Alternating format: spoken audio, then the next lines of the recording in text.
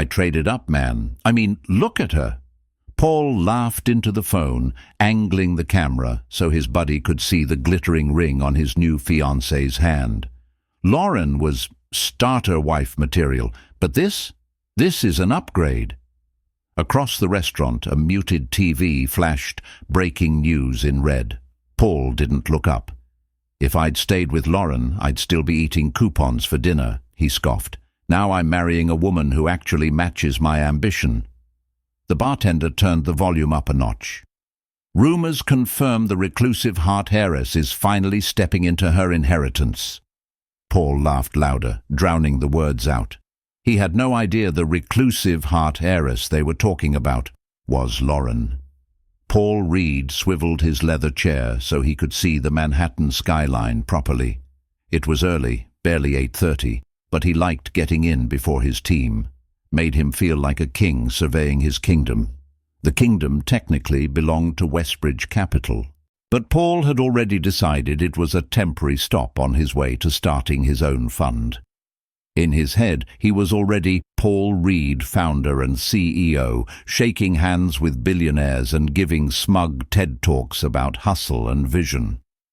His phone buzzed. He didn't even have to look to know what it was. Instagram, more likes. He tapped the screen. There it was, the photo from last night. His fiancée Brooklyn's hand resting on his sleeve, square-cut diamond catching the light. Caption: Upgrade complete. New chapter with a woman who understands the grind. #power couple. 716 likes. Dozens of comments. Finally, a woman on your level, bro. She's stunning. Lauren must be punching the air and can't wait for this wedding. It's gonna be insane. Paul smirked, scrolling. Lauren would see it. He'd made sure of that. He hadn't blocked her. Why waste a good audience? Once upon a time, Lauren Hart had sat across from him at a wobbly IKEA table in a cramped walk-up, tracing budget numbers with a highlighter while he studied for the CFA. "Don't worry," she'd said, gently rubbing the bridge of his nose when he complained of headaches. "You're going to crush this exam, and when you're managing billions, you'll look back and laugh at this." She'd paid the rent when his internship didn't. She'd cooked when he worked late. She'd smiled through his complaints about bosses, co-workers, long hours. She'd believed every big speech he made about doing this for us. Back then, her stability had been comforting. Now, in Paul's mind, it was dead weight. He thought about Lauren's oversized sweaters, her second-hand boots, her weekends spent cataloguing rare books at the public library and volunteering at literacy programs. Sweet, he muttered under his breath, but absolutely no vision. Brooklyn, on the other hand, Brooklyn was vision.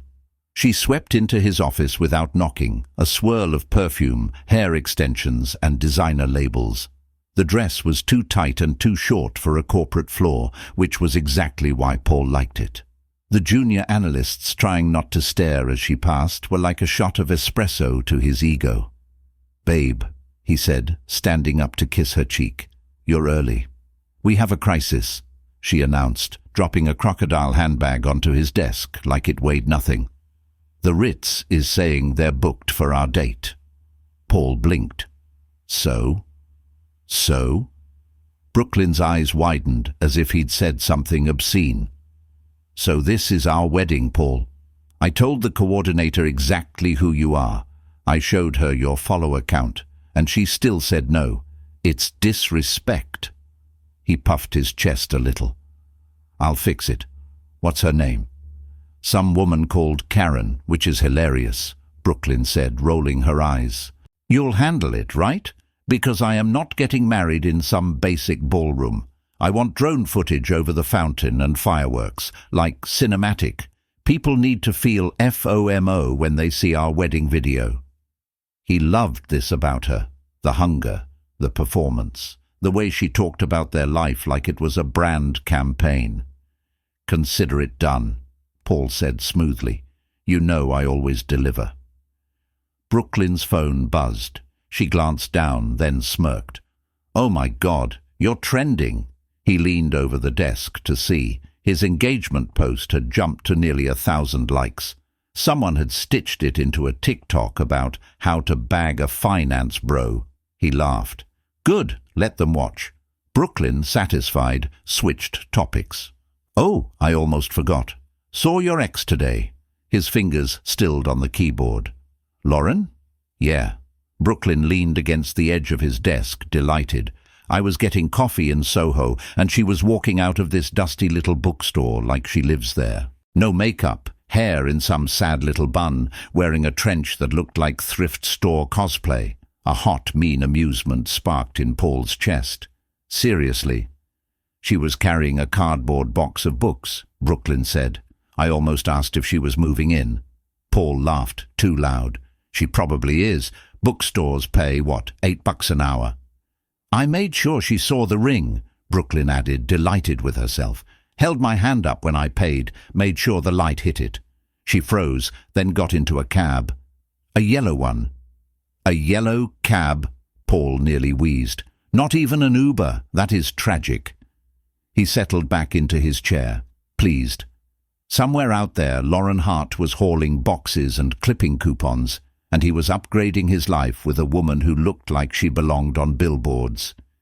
He didn't know that Lauren had paused, not because she was jealous of the ring, but because for one sharp, painful heartbeat she had wondered how she'd ever loved someone so small. He didn't know she'd gotten into the yellow cab because her driver, stuck in traffic with an up-armored SUV and a security detail, had phoned to say, Ms. Hart, paparazzi are lingering outside the foundation. I recommend we circle the block. He didn't know that the dusty bookstore was not a bookstore at all, but the private archive of the Hart-Morgan Foundation, where Lauren had been reviewing documents ahead of being named controlling heiress.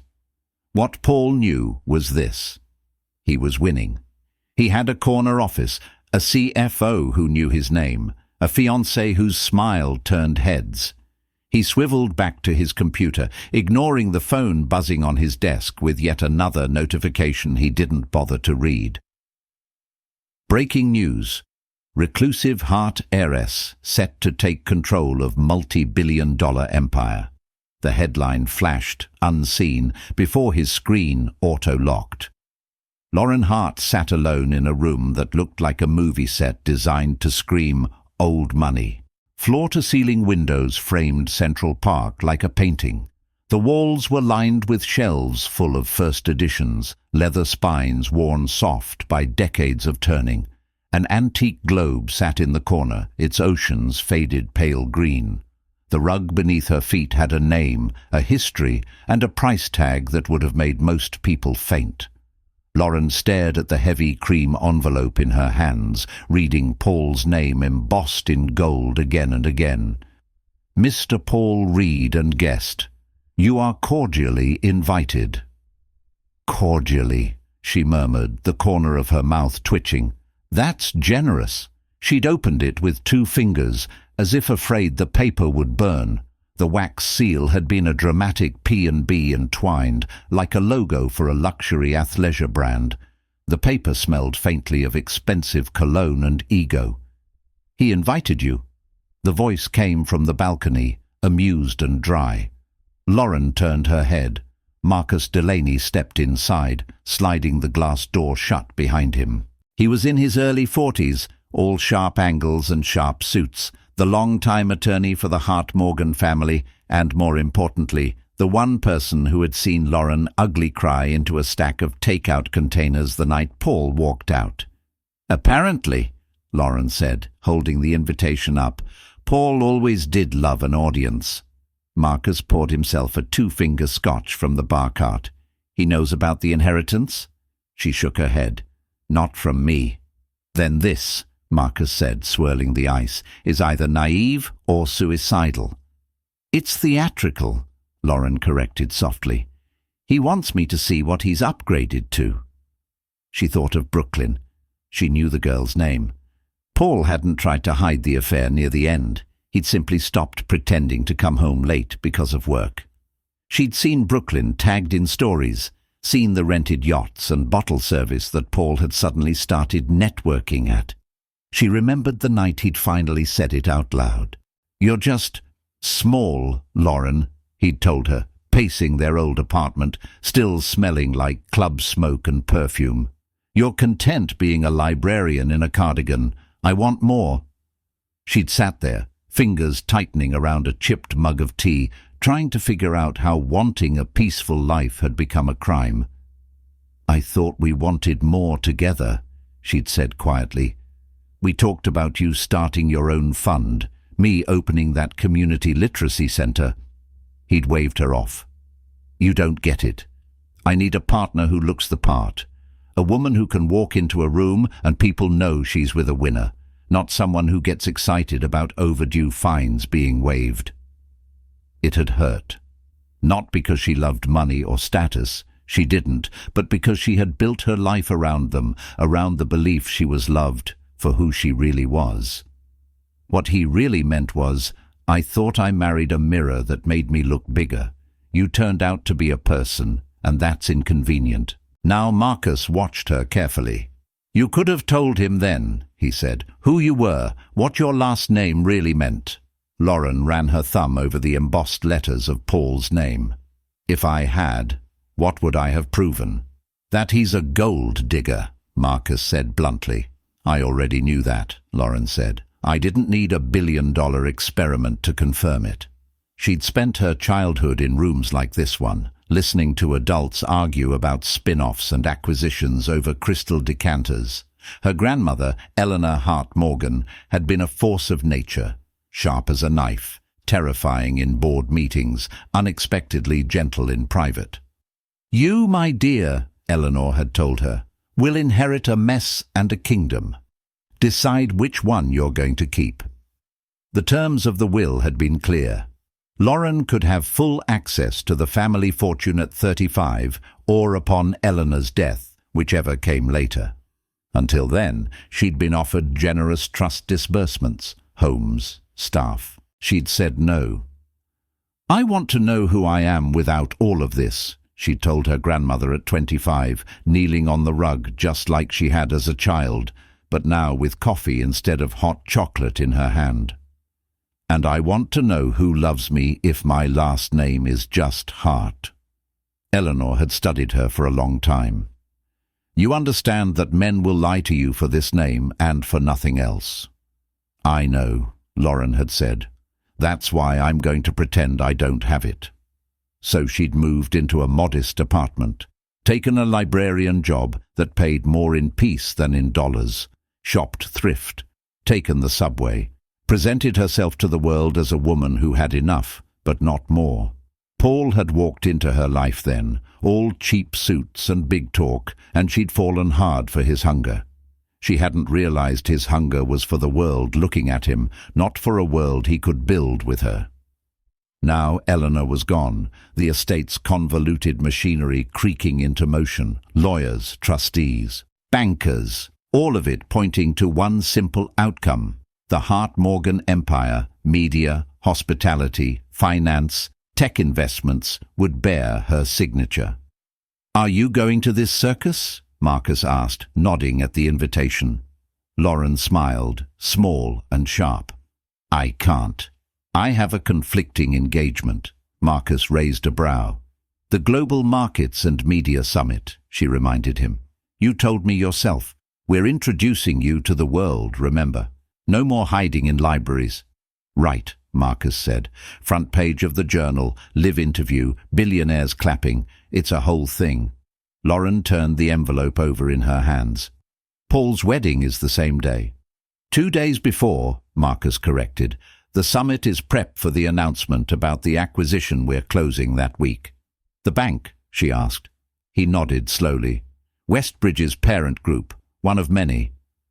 Lauren let out a breath she hadn't realized she was holding.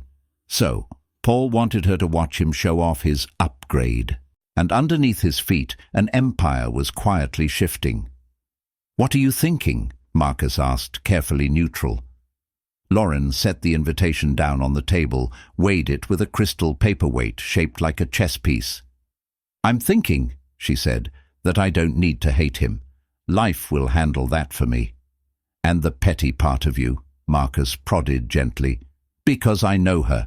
She exists. She eats ice cream straight from the tub and listens to angry playlists. Lauren's eyes warmed. The petty part of me, she said, would like him to feel very, very small in the one place he feels safest. Work? Marcus guessed. Work, Lauren confirmed. He whistled low. Sweetheart, you are terrifying. She rose, smoothing the silk of her blouse, suddenly looking every inch the heiress she'd refused to be for a decade. I'm not going to destroy him, she said. I'm just going to stop protecting him from himself. She nudged the invitation away. It slid across polished wood like a white flag. Call the team, she told Marcus. Let's finalize the hospitality acquisition before his wedding date. The one with those picturesque castles on Long Island. What's it called? Everglade Estates Group, Marcus said. They own Glenford Castle, Briar Hall and... He checked his phone. Lakeshore Manor. Lakeshore Manor. The venue everyone on Instagram used as shorthand for I've made it. Lauren didn't need to ask which one Brooklyn had circled in gold on her Pinterest board. She already knew. Perfect, she said softly. Marcus hesitated. You sure? This is, personal. It's business, Lauren replied. If he gets caught under an avalanche, it's because he spent years shoveling snow on top of himself. She turned back to the window, to the park, to a city that had watched her be small for so long. Time to stand up. By the time the Save the Date cards went out, Paul had convinced himself that inviting Lauren wasn't cruel. It was closure. That was the story he told anyway. He picked up one of the thick cards from his kitchen counter. A photo of him and Brooklyn on a rooftop at sunset, champagne in hand, her leg kicked back just so. Save the date. Paul and Brooklyn, Lakeshore Manor, October 16th. You're really sending one to your ex? His friend Nate asked, leaning against the counter, beer in hand. Why not? Paul shrugged, scribbling Lauren's address in his neat block handwriting. He still remembered it without looking it up. His brain was annoying that way. We ended like adults. Pretty sure adults don't call their ex-starter wife in group chats, Nate said. Paul smirked. She'll be fine. She's probably engaged to some cardigan-wearing professor by now who thinks farmers' markets are a personality. Besides, I want her to see what she walked away from. Didn't you walk away from her? Semantics, Paul said. Point is, she gets to see the full glow-up. Lakeshore Manor, black tie, influencer guest list. She'll realize she wasn't built for this level. He sealed the envelope with unnecessary force. For a brief second, a flicker of something like guilt fluttered through him. He pushed it down. The weeks that followed blurred into deposits, tastings, fittings, negotiations. Paul threw money at everything. Drone videography? Obviously. 12-tier cake. Of course. Custom neon sign that said, The Reeds in cursive. Non-negotiable. Every swipe of his card stung, but the sting felt righteous. Investments hurt at first. That was the point. Brooklyn made a detailed spreadsheet of must-have features that somehow always ended with the phrase, we can just use your bonus. His bonus wasn't guaranteed yet, but in Paul's mind it was already spent. His assistant sent him calendar reminders about Westbridge Capital's merger rumors. There were whispers in the office, big consolidation moves, new ownership, some European conglomerates sniffing around their parent company. Any idea who's buying us? Nate asked over lunch one afternoon. Paul speared a piece of salmon. Don't care, he said. Whoever it is, they'll look at my numbers and fall in love. He was good at his job. That wasn't a delusion. Paul's deals closed. His clients liked him. He had a talent for making people feel like he was letting them in on something exclusive, even when he was just following a script. If Westbridge got bought, he told himself, he'd be first in line for a promotion, not a pink slip. His phone buzzed with a news alert. He ignored it. In another part of town, Lauren sat in a conference room facing down a wall of old men in better suits than Paul's. "And hospitality is our next play," she said, tapping the screen. A slide showed Everglade Estates Group's portfolio, Lakeshore Manor front and center, all ivy-covered stone and fairy-lit trees. "We don't own venues," one board member objected. "We own networks, distribution, ad tech. Why do we care about party palaces?" "Because party palaces are where people perform their lives now," Lauren said calmly. "Weddings, brand launches, influencer retreats. You don't just sell space, you sell a narrative. If we control the venues, we can control what gets filmed, posted and paid for. It's an experience pipeline." Silence. Marcus, across the table, hid a smile behind his pen. "And the numbers?" another director asked. "Underpriced," Lauren replied. "They've been mismanaged by a second-generation CEO who thinks a good quarter means buying a new yacht. We fix operations, inject some branding savvy, and in 3 years we either flip it for double or use it as leverage in a content vertical." She clicked to the next slide. Revenue projections, synergies, words that made the old men nod. "Any conflicts of interest?" the lawyer at the far end asked. Lauren thought briefly of a cheap bottle of wine on a cramped balcony, Paul animatedly showing her photos of Lakeshore Manor on his phone. "One minor personal connection," she said. "My ex-husband once mentioned wanting to get married there. The relationship is concluded." A few of the men chuckled. The lawyer arched a brow. "Do you anticipate that clouding your judgment?" "If anything," Lauren said mildly, "it will sharpen it." The board voted. The acquisition moved forward. On paper, it was an elegant deal. In practice, it meant that by the time Paul and Brooklyn walked under the stone arch of Lakeshore Manor, they'd technically be standing on Lauren's property. She didn't intend to weaponize that. Not exactly. Karma didn't need help. It simply needed room. A week before the Global Markets and Media Summit, a thick briefing folder landed on Paul's desk. He flipped it open, scanning for names that mattered. Hart Morgan Holdings. New chair, Lauren Hart. He stared. It had to be a coincidence. Hart wasn't a rare name. The photo, a polished headshot of a woman in a navy suit, looked familiar. But the Lauren he remembered wore cardigans and messy buns, not tailored blazers and diamonds. He snorted and tossed the folder aside. "Rebranding herself," he muttered. "Cute." He didn't mention it to Brooklyn. Why would he? To him, the name was a minor curiosity, like bumping into someone with the same birthday. He didn't ask what it meant that Lauren had once said she hated the idea of big money, and yet was now, apparently, sitting atop a mountain of it. He didn't ask anything at all. He was too busy planning the big toast he would give at their wedding. The one where he'd thank everyone for believing in him, raise a glass to ambition, and maybe, if he'd had enough champagne, make a small joke about how sometimes you have to let go of the past to grab the future. He pictured Lauren's face in the audience, small, regretful, a little awed. The image warmed him.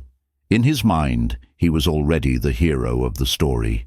The Global Markets and Media Summit was held at the Astoria Grand, a hotel so polished that even the elevators seemed to judge guests in polyester.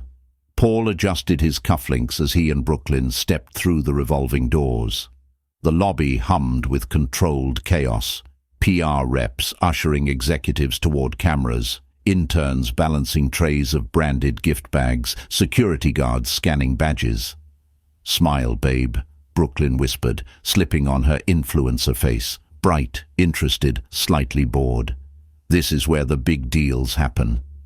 "This is where people like me get noticed," Paul corrected, chest tight with anticipation.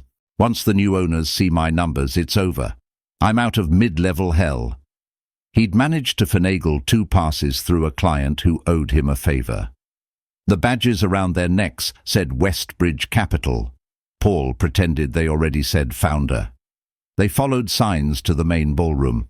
It was a sea of dark suits and understated jewelry, the kind of quiet wealth that didn't need logos. Why is everyone so beige? Brooklyn whispered. Does no one here own a ring light? Those beige people control half the world's money, Paul whispered back. Try not to call them beige to their faces. He spotted Westbridge's CEO, Daniel Lang, near the bar, deep in conversation with a cluster of men whose watches cost more than his car. Come on, Paul said, steering Brooklyn through the crowd. This is our moment. He approached with his best confident grin. Daniel, he said, hand outstretched. Great event, right? Lang turned, polite smile already in place, the kind executives used on people whose names they didn't quite remember. Paul, he said after a beat, didn't realize you were on the guest list. I like to be where the action is, Paul said, ignoring the faint condescension, especially when there's talk of change. Lang's gaze flicked to Brooklyn, took in the sequins, the deep neckline, the phone already angled for stories. He gave a clipped nod. Enjoy the cocktails, he said, then turned back to his conversation. Brooklyn squeezed Paul's arm. He's rude, she whispered.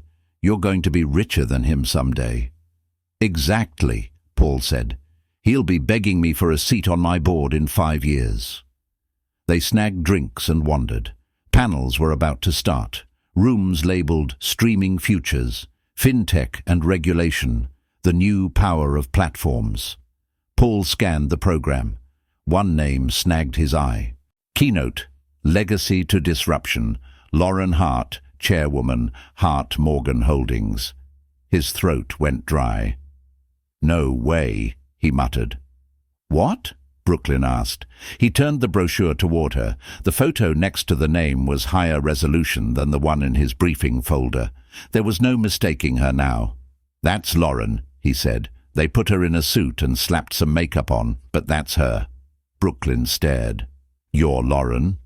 Ex-Lauren, he corrected automatically. What the hell is she doing headlining this thing?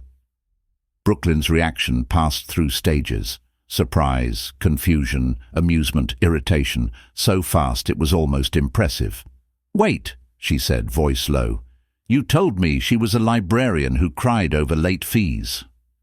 She was, Paul said, gripping his glass too tight. She is.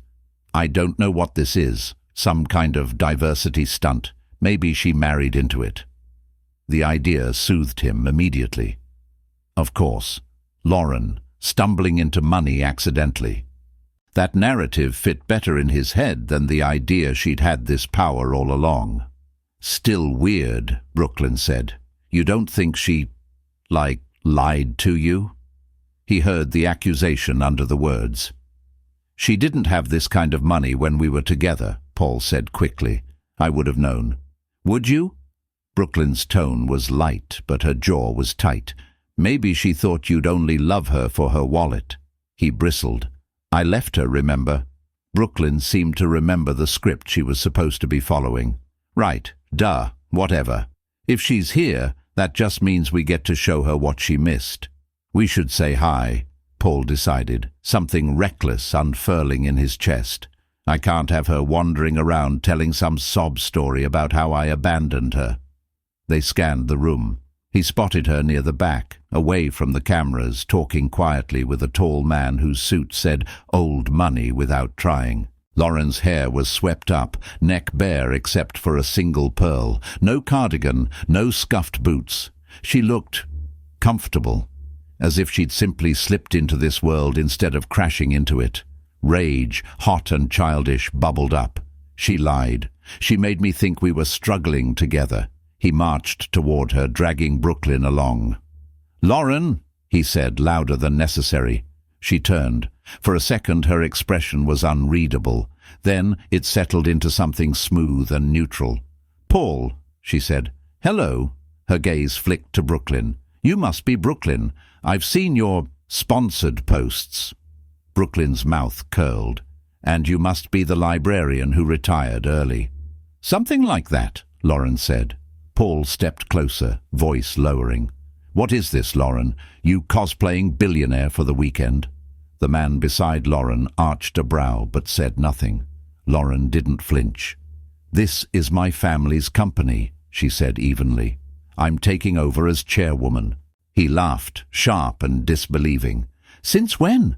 "We were clipping coupons when I was grinding at Westbridge."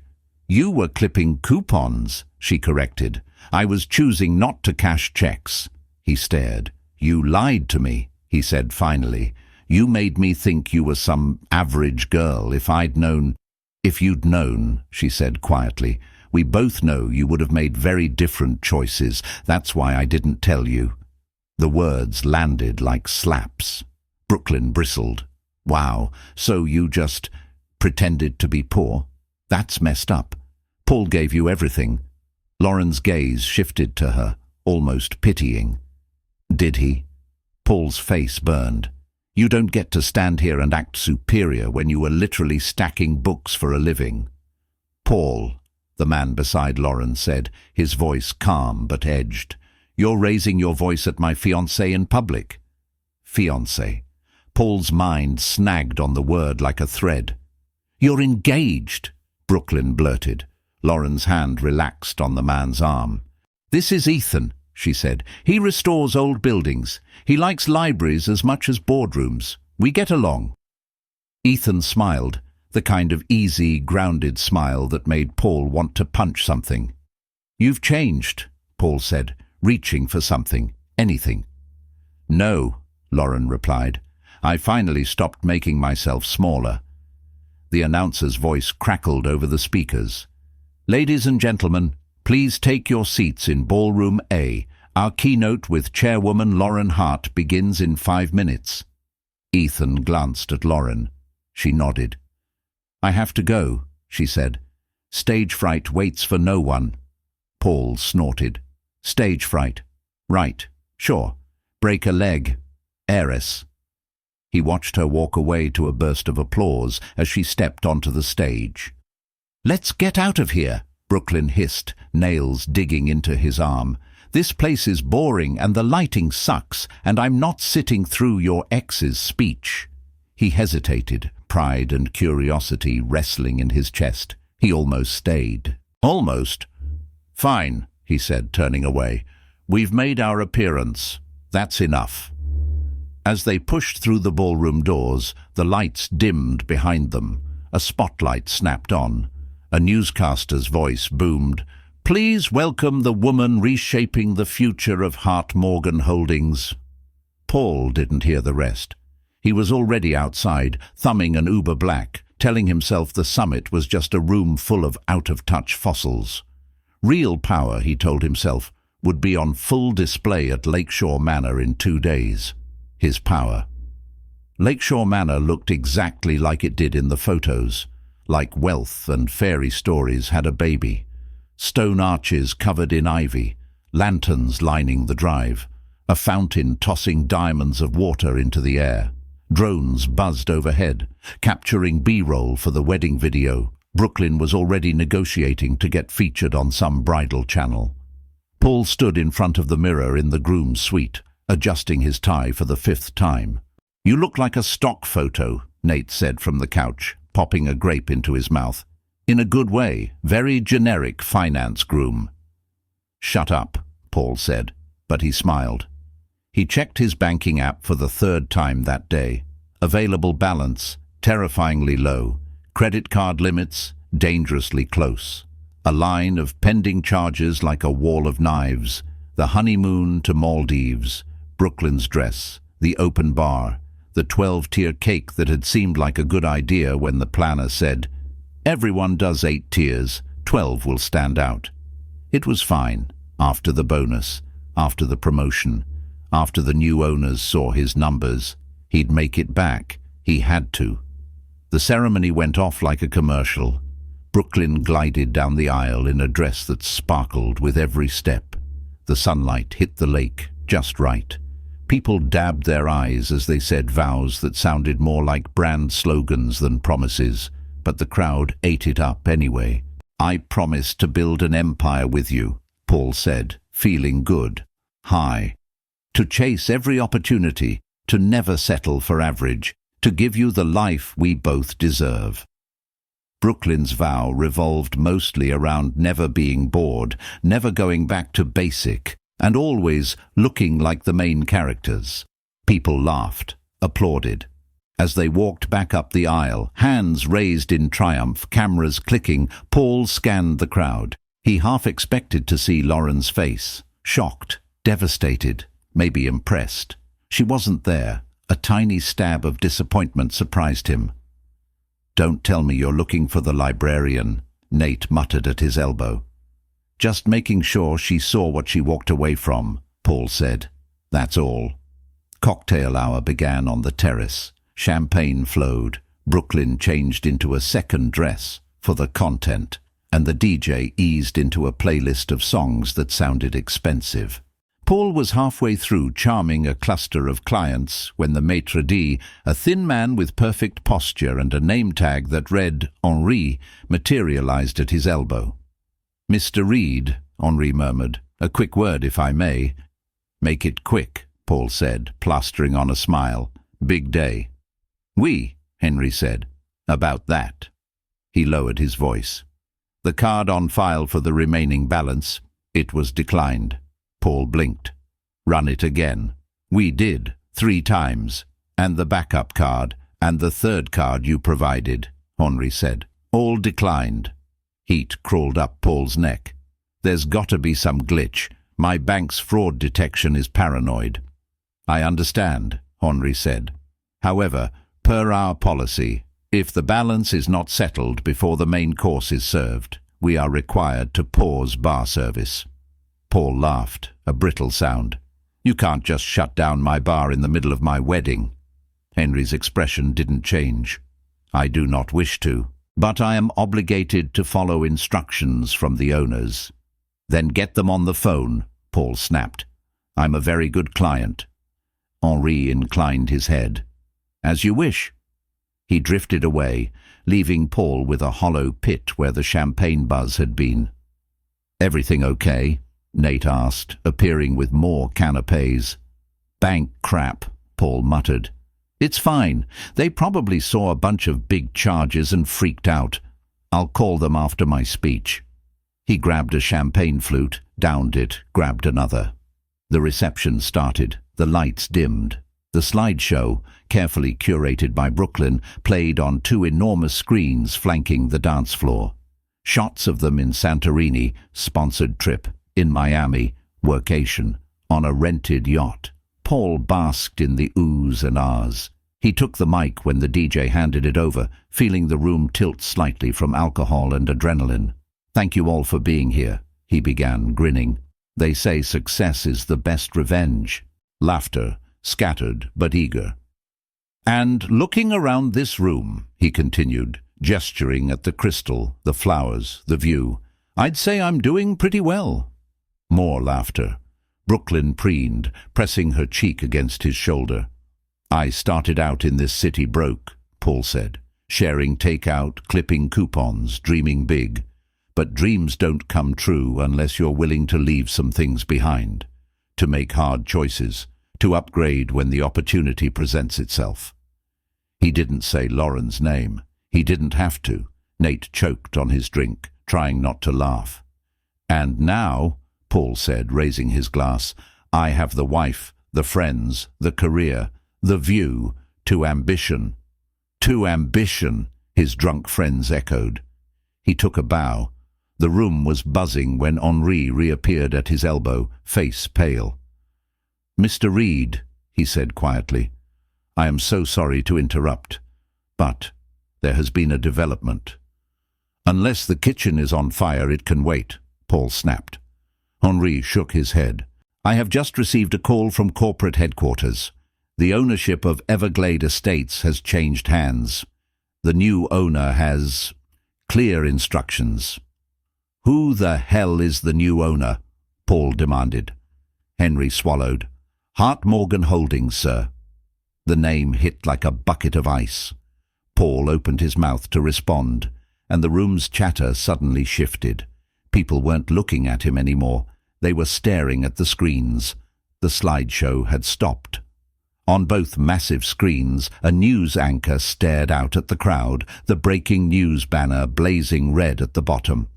Henry's whispered, "This was not my doing," barely registered as someone reached the volume controls. Hart Morgan Holdings has completed its acquisition of Westbridge Financial Group, parent company of Westbridge Capital, the anchor was saying. Newly appointed chairwoman Lauren Hart announced an aggressive restructuring plan earlier today. Lauren's face filled the screen. Not the blurry FaceTime image he'd memorized years ago, or the librarian in a cardigan. This Lauren wore a clean white blazer, hair sleek, eyes cool. Asked about her first priority, the anchor continued. Ms. Hart was candid. The footage cut to Lauren in an interview chair. "We have to trim the fat," she was saying, the closed caption scrolling beneath.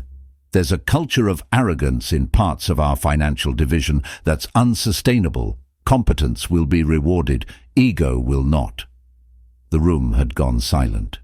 Paul's phone buzzed, a continuous frantic vibration in his pocket. He fumbled it out. Email from HR. Subject, role update, effective immediately.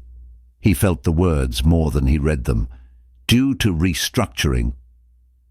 Your position has been eliminated. Access disabled. Paul! Brooklyn's voice was high, brittle. Why is your ex-wife on TV, and why does it say she owns your company? His stomach lurched. You told me she was broke, she said, voice rising. You told me she was nothing. Laughter rippled at one of the tables. Not with him.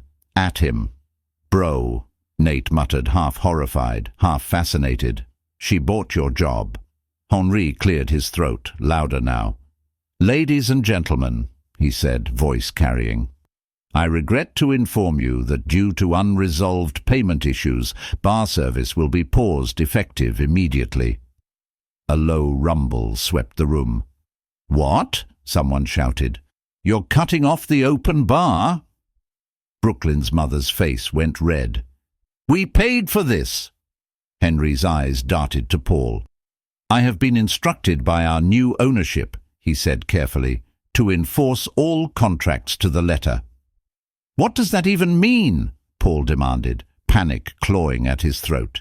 It means, sir, Henry said, that without payment, this event is concluded.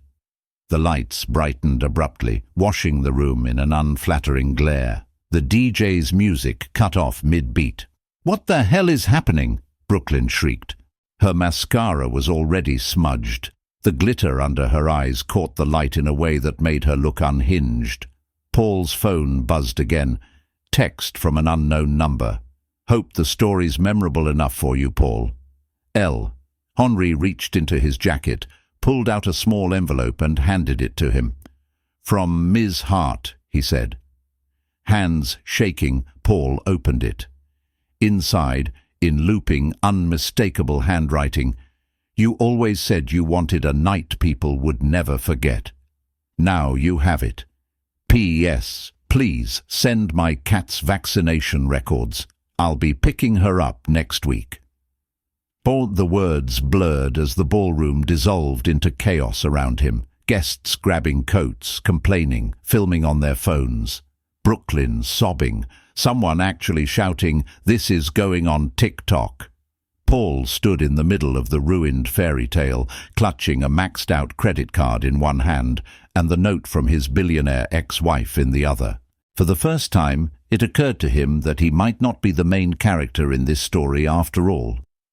By morning, Paul's humiliation had a hashtag. Hashtag broke groom. Hashtag karma wedding. Hashtag he dumped a billionaire.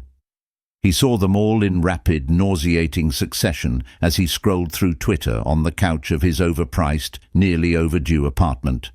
Someone had filmed the moment the screen switched from slideshow to news broadcast. The video captured it all. The anchor's voice, Lauren's calm face, Paul's expression sliding from smug to stricken, Henri's announcement, the guests' laughter. The clip had been shared, stitched, memed, and auto-captioned 1,000 different ways. "Imagine leaving this woman for an Instagram model," one tweet read, overlaying Lauren's interview photo next to a screenshot of Brooklyn's weepy stories. "The math ain't mathing." Another showed a freeze frame of Paul's stunned face with the caption, "When you realize you downgraded from CEO to dishwasher in one night." Brooklyn had posted through the chaos, at first furiously defending him. "We were lied to. Some people are just evil," and then pivoting quickly to vague statements about removing toxic energy and focusing on personal growth. By the time Paul woke up at noon, her account no longer featured any photos of him. Her relationship status quietly shifted back to single. His phone buzzed with a text from her. "This isn't what I signed up for. I deserve stability. I'm staying with my mom for a while. Don't contact me, and I'm keeping the ring. Consider it damages."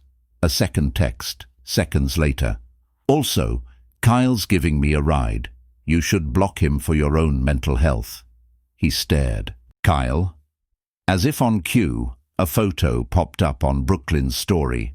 A boomerang of her in the passenger seat of Kyle's BMW, captioned, "Surround yourself with people who really show up for you." Kyle's jaw was visible in the frame. Paul recognized the watch on his wrist, a birthday gift Paul had given him before. He threw his phone across the room. It hit the wall and fell, screen cracking slightly. By Monday, his keycard to Westbridge didn't work. A security guard he vaguely recognized but had never truly seen took the badge from his hand and pointed him toward a stack of cardboard boxes at the service entrance. "Company property stays," the guard said. "Personal items only." "You can't do this," Paul said, voice cracking. "I built this book. My clients are loyal to me." "Not anymore," the guard said. "Orders came from way above." Paul glanced up at the massive digital screen in the lobby. The Westbridge logo had already been replaced. "Welcome to Hart Morgan Financial. Integrity, accountability, vision." In the photo below the slogan, Lauren sat at the head of a long boardroom table, gaze steady, hands folded. He grabbed his boxes, fled before anyone could film him. The eviction notice on his apartment door came 2 weeks later. Technically, the landlord said, he'd violated the lease by running a commercial event, the wedding, out of the space. It was a flimsy excuse, but legal trouble required cash, and Paul had none. He ended up in a budget motel off the highway, the kind with a half-broken ice machine and a constant smell of stale cigarettes. Nights blurred into each other. Cheap coffee, cheaper beer, endless scrolling, replaying the same humiliating scenes until they lost their sting and became something like static. At some point, the self-pity curdled into a new narrative. "She defrauded me," he told the motel ceiling one night. "She hid assets. That's illegal." He sold his last decent watch to pay for a consultation with a divorce attorney advertised on late-night TV, Saul something, whose office was above a nail salon and a falafel shop. "So let me get this straight," Saul said, scribbling on a legal pad. "You divorced her, willingly, signed the papers. No alimony, no contest." Paul nodded, throat dry. "I wanted a clean start. Then you found out she's loaded," Saul continued, "and now you want to reopen the settlement because you feel sad about that?" "It's fraud," Paul insisted. "She pretended to be poor. She made me suffer. We could have been living in a penthouse this whole time." "Did you ask for financial disclosure?" Saul asked. "What?" "During the divorce," Saul said slowly. "Did you request full financial disclosure? Statements, trust docs, that kind of thing?" "I didn't know I needed to," Paul said, incredulous. "She was a librarian," Saul sighed. "Then you waived discovery. That's on you, champ. When did she actually get control of the money?" "She's from some rich family," Paul said. "She had to have had a trust. Her last name's Hart. Now it's all over the news. Hart heiress this, Hart heiress that." Saul opened a file, spun his ancient computer monitor around to show Paul a timeline. Lauren Hart's grandmother died 3 weeks after your divorce was finalized, he said. Inheritance transferred then. Before that, your ex-wife lived on her salary, by choice it seems. He tapped the dates. Divorce finalized, August 3rd. Estate transferred, August 24th. Paul stared. 21 days, Saul said. You missed the money by 3 weeks. If she'd told me, Paul whispered. You left her, Saul reminded him, because you thought she wasn't ambitious enough. She humiliated me, Paul said, clinging to it now. The wedding, the video, that has to be actionable, emotional damages. You invited her to the wedding, Saul pointed out. She didn't show up. You humiliated yourself on camera. She played a legally broadcast news segment at a venue she owns. Truth is a complete defense to defamation. Paul swallowed. So there's nothing. Legally? Saul said. Nothing, morally. You got wrecked, but I don't bill for that. He closed the file.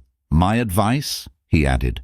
Stop waving a stick at a hornet's nest. Woman like that? She could bury you in paperwork if you annoy her. But she loved me, Paul muttered, ignoring the rest. Once. Then she loved a different version of you than the one sitting in my office, Saul said. Happens. Paul left clutching nothing but a lighter wallet and a heavier awareness that he'd dodged not just a payout, but a bullet made of lawyers. Dodged was the wrong word. He'd stepped aside just in time to miss the only safety net he'd ever get. The realization didn't make him repentant. Not yet. It made him obsessed. He started watching every interview Lauren did, every panel, every profile. He memorized phrases reporters used: enigmatic heiress, unexpectedly ruthless, quiet storm. He paused paparazzi photos, zooming in on the man by her side. Ethan, the building restorer with kind eyes and an irritatingly pleasant smile. He told himself he just wanted answers, closure, an apology. What he really wanted was for her to look at him again and see him the way she had when they'd sat on the floor eating dollar pizza, her gaze full of love and blind faith. He wanted proof he still mattered. When he found out she'd be speaking at a literacy gala at the downtown library, a public event technically, he knew he'd show up.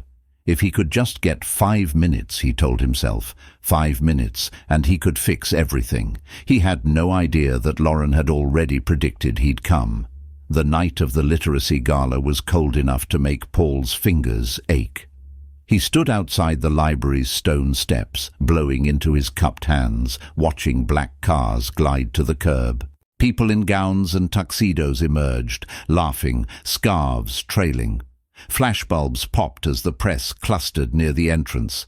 A banner above the door read, "Words Build Worlds, a Night with Hart Morgan Literacy Initiative." Paul tugged at the cuffs of his too thin suit jacket. It had fit him perfectly a year ago. Now it hung a little loose. Stress had carved new lines into his face, but he told himself the sharper cheekbones made him look more finance again. He joined the cluster of onlookers behind the barricades. The crowd buzzed with the weird energy of people who came for celebrity sightings but would pretend they were there for philanthropy.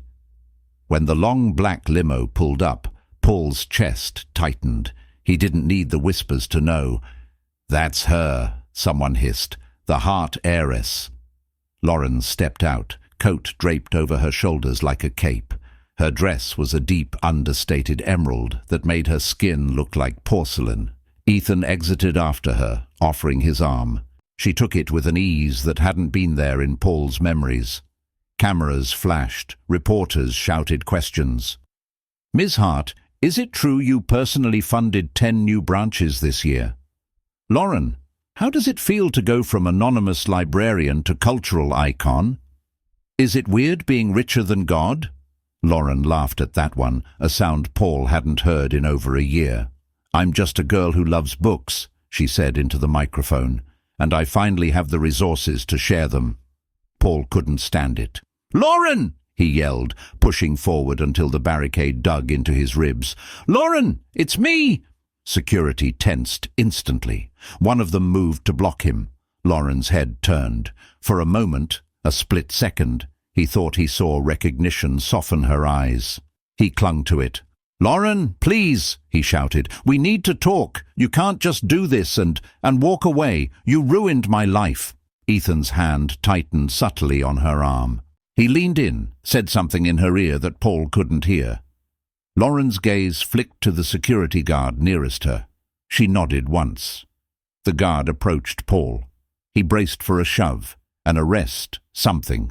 Instead, the guard pulled a small sealed envelope from his breast pocket. "Mr. Reed?" he asked. Paul blinked. "Yeah. Mrs. Hart asked me to give you this," the guard said, handing it over. "She said you might come." It felt like being punched in the chest and hugged at the same time. "She knew I'd be here," he said, half to himself. The guard didn't respond. Hands shaking, Paul tore open the envelope. Inside was a photograph, a cheap 4x6 print, the kind you got from drugstore kiosks. It was them, 5 years earlier, sitting on the floor of their first apartment, pizza box open between them. Paul was in sweatpants, scrolling through something on his phone. Lauren was looking at him, eyes bright, mid-laugh. Her hand rested on his knee. On the back, in the same looping handwriting as the note from the wedding, was a message. I loved this man. The one who could sit on a floor and eat dollar pizza and talk about changing the world without needing the world to clap. I don't recognize the man who stood in a ballroom and called our life a starter story. Maybe that man was always here and I just didn't want to see him. Either way, I'm done squinting. Goodbye, Paul. Lauren. He read it once, twice. The words blurred. I just need 5 minutes, he muttered, looking up. Just 5. But Lauren was already heading up the steps, the tail of her emerald dress slipping out of view as the library doors closed behind her with a soft, decisive thud. Cameras pivoted back to the red carpet. People went back to gossiping about hemlines and hair. Paul was left standing on the sidewalk, clutching a photograph from a life that no longer existed. Someone in the crowd raised their phone, filming his tear-streaked, stunned face. By morning, the image would join the collection of memes people used when they wanted to joke about fumbled bags and historic L's. The descent didn't happen all at once. That night was just another notch on a long slide. Months passed. The motel became too expensive. He moved into a shared room in New Jersey with a roommate who collected conspiracy theories and empty soda cans. Recruiters stopped returning calls. When they did answer, it was to say things like, "We've seen the video, Mr. Reed, and our compliance team has concerns," and once, brutally, "You're radioactive." He stopped wearing suits. Hoodies were easier, cheaper to wash in the sink. The Porsche was repossessed in the middle of the night. He watched from the window as a tow truck hauled away the last shiny symbol of the life he'd built on credit. Eventually, because existing still required money, he took a job washing dishes at a 24-hour diner off Route 9, the Golden Egg. The kind of place that smelled like burnt coffee and grease no matter what time it was. It wasn't a fall so much as a long, graceless collapse. Which is how, a year after the wedding that had been supposed to cement his status, Paul found himself standing at a sink full of cloudy water, red hands chapped from industrial soap, wondering when exactly the main character of this story had exited and left him with the understudy's life. So that was the rise and brutal fall of Paul Reed, a man so obsessed with upgrading that he downgraded himself right out of his own life. He traded steady love for flashy likes. He mocked the woman who held him up when he had nothing, only to watch her step into a destiny that had room for everyone, except him. Lauren never had to scream, never had to throw a drink, never had to chase revenge. She just stopped shrinking, stepped into her power, and let Paul's own choices do the heavy lifting. That's the heart of this story. Real power doesn't need drama to prove itself. Real love doesn't demand that you become less. And karma? Karma is patient. It'll sit quietly in the back row, taking notes until it's time to roll the replay in front of everyone. If this story hit a nerve, If it reminded you of someone who bragged a little too loud, or of a quiet person you once underestimated, do me a favor. Hit like so more people see this modern soap opera. Share it with a friend who loves messy karma and satisfying endings. Subscribe and turn on the notification bell so you don't miss the next real-life style drama we turn into a story. And maybe before you scroll away, ask yourself, are you chasing the shine, or are you investing in the ones who'd still choose you if the shine disappeared?